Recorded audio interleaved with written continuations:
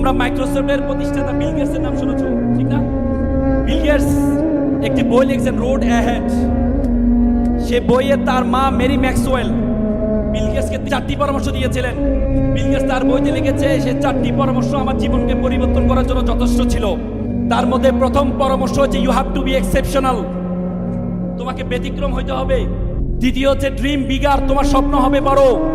তৃতীয় যে পরামর্শটি দিয়েছেন সেটা হচ্ছে বি ইন্ডাস্ট্রিয়াস, তোমাকে পরিশ্রম করতে হবে।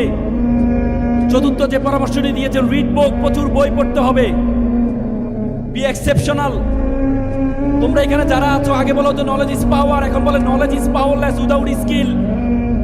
দক্ষতাবিহীন নলেজের কোনো ভ্যালু নেই। তুমি যদি দক্ষ না হও, দেখবা আমাদের দেশে বর্তমানে প্রায় 10 থেকে 15 লক্ষ অনার্স মাস্টার্স পাস বেকার আছে। তুমি কোনো অশিক্ষিত মানুষকে বেকার দেখবা না। তুমি কোনো অশিক্ষিত মানুষকে বেকার দেখবা না। বাংলাদেশে অশিক্ষিত মানুষরা বেকার থাকে না, বাংলাদেশে শিক্ষিত মানুষরা বেকার থাকে। তোমাকে দক্ষতা অর্জন করতে হবে।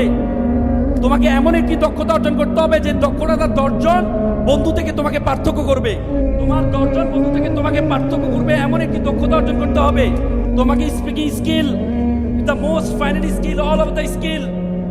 কথা বলার দক্ষতা জানতে হবে তোমাকে। তোমাকে কমিউনিকেশন স্কিল থাকতে হবে। নতুন নতুন মানুষের সাথে পরিচয় হওয়ার দক্ষতা তোমাকে থাকতে হবে।